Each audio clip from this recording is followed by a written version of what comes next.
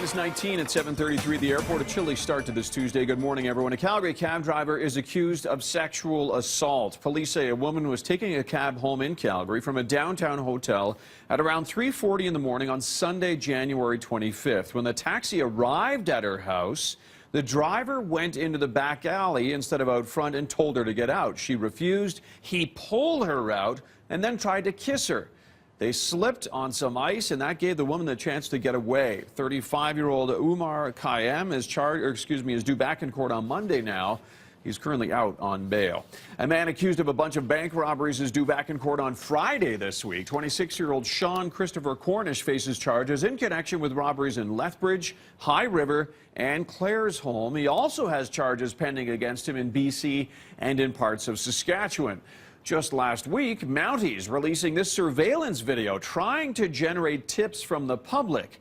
Mounties at the time were on the hunt for a suspect after at least 8 robberies across the prairies since December. A 9th robbery actually happened after police released this video. We still don't know why a school bus crossed the center line, crashing head-on into a semi near Grimshaw, northwest of Edmonton. The bus driver is dead. 14 students are hurt between the ages of 8 and 18, and the driver of a semi is also hurt. We do know this morning the 60-year-old driver was filling in on this route. We also know weather is not a major factor. The crash happening just before 8:30 yesterday morning along Highway 35. The bus was en route to 3 different schools in the Peace River area.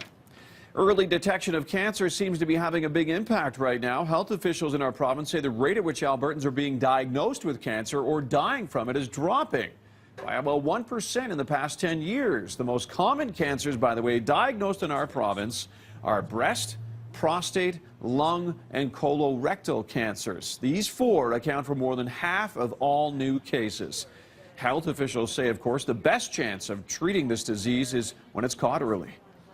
We have seen a significant and steady decline in the risk of lung cancer in males for the last almost 20 years now, which we have evidence is due to the drop in prevalence of smoking.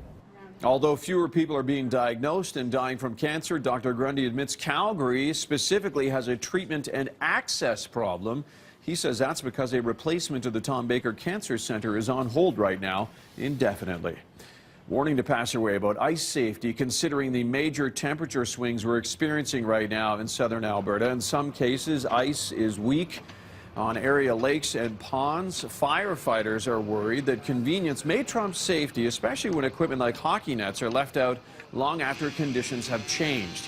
Firefighters don't want this equipment, like the nets, to lure kids out onto thin ice. That's why they're asking that people pull equipment off when they're done using it. This here created what I call a child trap or a person trap. They're inquisitive. They might even own the hockey net. They're going to try to retrieve it and walk on that dangerous ice. Then we have a real rescue to contend with, and it's going to move a lot faster than this operation today. Ice needs to be at least 20 centimeters thick before it's safe to skate on, and the color of the ice may be a pretty good indication of strength. Clear blue ice is best, it's strongest, but gray ice is not safe because the grayness indicates the presence of water and other weak layers within the ice itself.